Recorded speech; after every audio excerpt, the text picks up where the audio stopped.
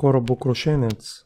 Учителю, защо понякога Бог е несправедлив към хората? Ето, вчера моят съсед, който е един от най-бедните хора в селото, изгуби единствената си крава, с която хранеше семейството си. Не е ли жестоко спрямо него? Не винаги знаем какво стои зад Божията промисъл. Понякога, за да разберем, трябва да бъдем търпеливи и да имаме очи да я видим. Много често една загуба, която в първия момент не се струва колосална, всъщност е спасение за нас. И за да разбереш по-добре това, за което говоря, сега ще ти разкажа една история. Един кораб претърпял корабокрушение насред океана и единственият оцелял бил изхвърлен на малък необитаем остров. Когато човекът се съвзел и осъзнал какво се е случило, разбрал, че единственият му шанс да оцелее на този изолиран остров е да бъде забелязан от преминаващ плавателен съд, което му се струвало почти невъзможно. Трябвало да стане чудо. Корабокрушенецът бил сумен, но не спирал да се моли на Бог да го спаси.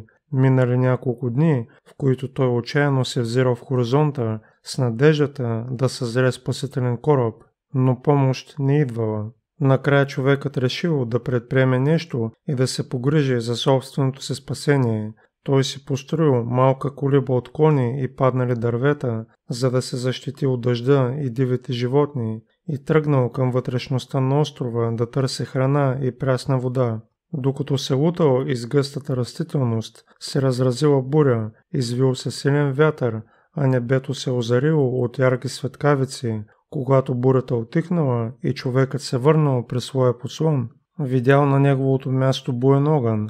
Дървената му колиба била подпалена от мълния, а вятърът разпалил пожара още по-силно. След няколко часа от колибата му останали единствено купче на въглени и огромен стълб от дим, който се извивал към небето. Господи, защо постъпи така с мен? Защо си толкова несправедлив към мен? После легнал на пясъка и заспал от изтощение. Не след дълго се събуди от силен звук, неприсъщ за малкия остров.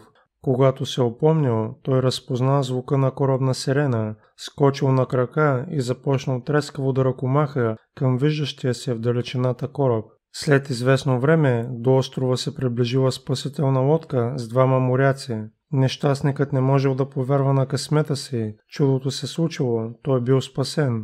Добре, че видяхме дима, казал един от моряците, иначе никога нямаше да те открием на този далечен остров. Сега разбрали, завършил разказа си мъдрецът.